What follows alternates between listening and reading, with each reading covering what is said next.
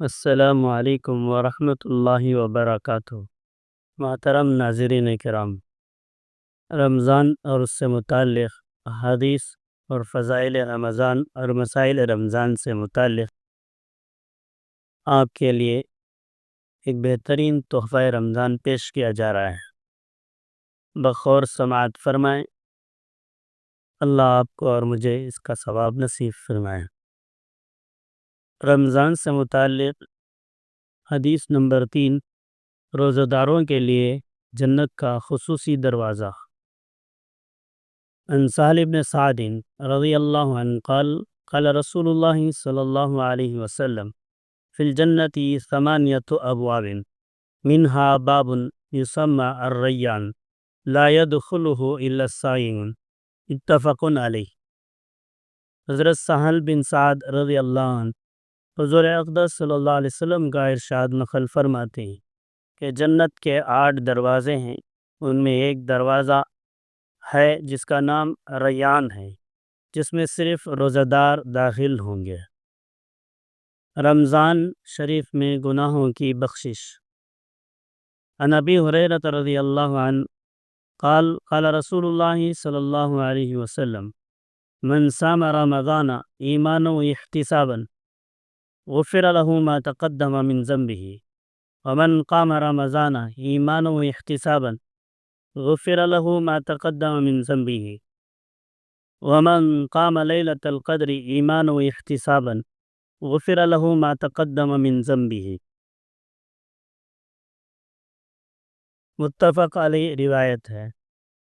حضرت ابو ہریرہ رضی اللہ عنہ حضور اقدس صلی اللہ علیہ وسلم کا ارشاد نقل فرماتے ہیں، جو شخص ایمان اور ثواب طلب کرنے کی نیت سے رمضان کا روزہ رکھے، اس کے پچھلے سب گناہ بخش دیے جائیں گے، اور جو شخص ایمان اور اخلاص کے ساتھ ثواب طلب کرنے کی نیت سے رمضان میں عبادت کرے، کسی بھی قسم کی عبادت کرے، اس کے پچھلے سب گناہ معاف کر دیے جائیں گے۔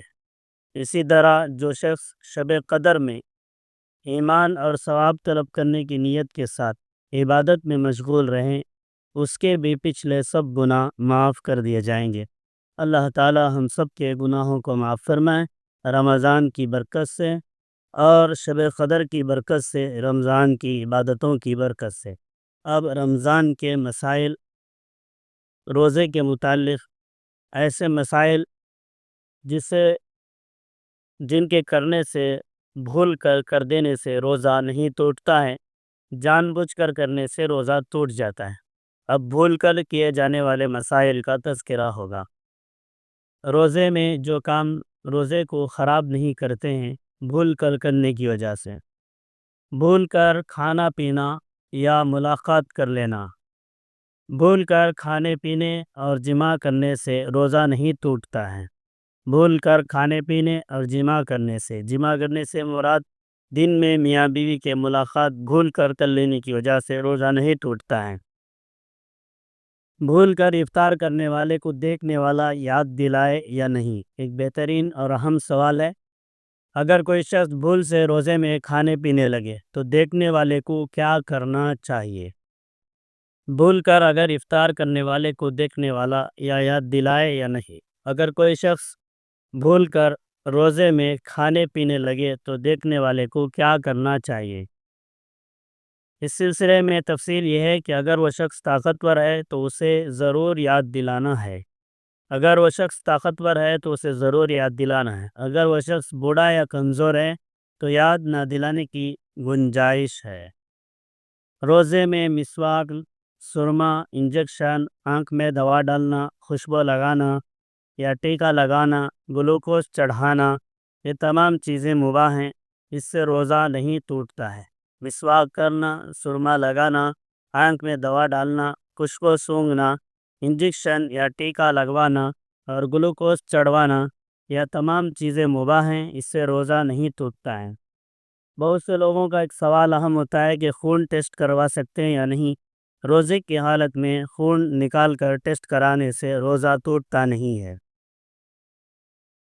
بلا اختیار، بغیر چاہے کہ مکھی یا دھواں منہ میں چلا جائے تو روزہ نہیں ٹوٹتا ہے۔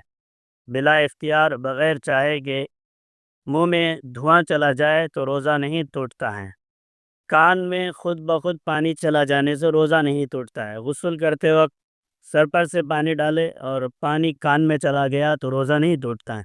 اگر باقاعدہ کان میں کوئی پانی داخل کر کے کان کو صاف کرتا ہے جس کی وجہ سے کان میں پانی چلا جاتا ہے تو اس سے ایک قول کے مطابق روزہ ٹوٹ جاتا ہے۔ لہذا ٹوٹنے اور نہ ٹوٹنے میں بہت مشکل کام ہے، اس لیے احتیاط کرنا ضروری ہے۔ اگر خے خود بخود آ جائے تو روزے میں کوئی خرابی نہیں ہے۔ خود بخود خے آ جائے تو روزے میں خرابی نہیں ہے۔ احتلام یعنی سوتے وقت غسل کی حاجت ہو جائے تو اس سے بھی روزہ ٹوٹتا نہیں ہے۔ دن میں نیند آئی، خیلولہ کیا یا سستی یا تھوڑی دیر راحت کے لیے سویا تو اس میں حاجت ہو گئی تو اس سے روزہ نہیں ٹوٹتا ہے۔ دان سے خون نکلا مگر پیٹ میں نہ گیا تو اس سے روزہ نہیں ٹوٹتا ہے۔ دان سے خون نکلا مگر پیٹ میں نہ گیا تو اس سے روزہ نہیں ٹوٹتا ہے۔